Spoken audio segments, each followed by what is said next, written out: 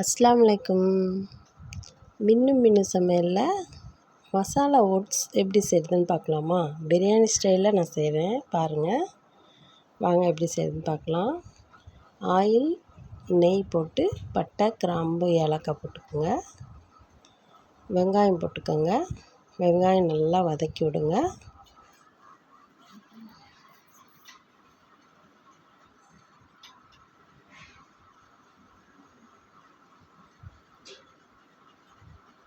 நல்லா வதங்கினதுக்கப்புறம் பச்சை மிளகாய் போட்டுக்கலாம்.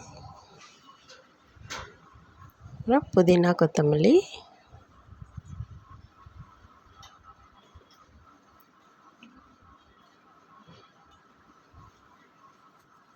இஞ்சி பூண்டு ஒரு ஸ்பூன் போட்டுக்கலாம்.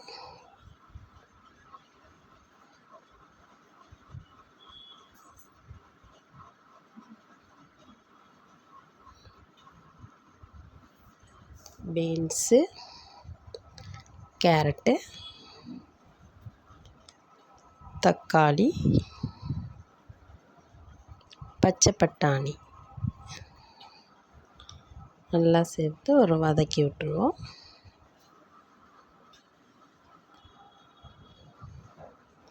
மசாலா சேர்த்துக்கலாம். கரம் மசாலானால் நம்ம பட்டை கிராம்பு தூள் செய்வோம்ல, அந்த மசாலா அது, பாக்கெட் கிடையாது. மல்லித்தூள், மிளகாத்தூள்,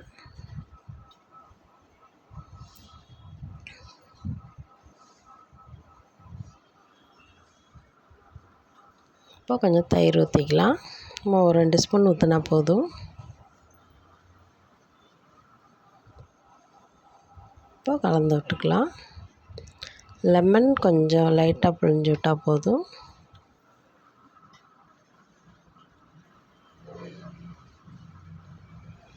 இப்போது நம்ம தண்ணி ஊற்றி ஒரு கப்பு ஓட்ஸ் எடுத்திருக்கேன். இந்த ஒரு கப்பு ஓட்ஸை அந்த காயில் போட்டு பரட்டி வச்சுக்கலாம். பரட்டினதுக்கப்புறம் நம்ம தண்ணி ஊற்றிக்கலாம். நான் ஒரு கப்புக்கு 2.5 கப்பு ஊற்றிருக்கேன். கொஞ்சம் வெந்ததுக்கப்புறம் அப்புறம் வேணால் ஊற்றி தண்ணி பார்த்தாட்டி நம்ம ஊற்றிக்கலாம்.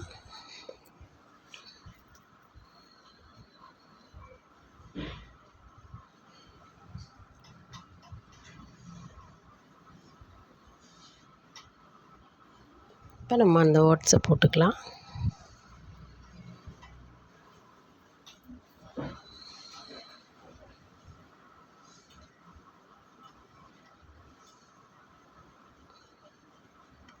இப்போ தண்ணி ஊற்றி கொஞ்சம் நேரம் மூடி வச்சுட்டு அப்புறம் பார்க்கலாம்.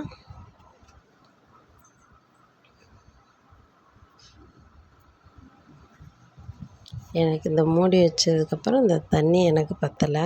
நான் இன்னும் கொஞ்சம் ஒரு கப்பு மறுபடியும் ஊற்றிக்கிட்டேன். ஊற்றி நல்லா கிரேவியாக எடுத்துக்கிட்டேன்.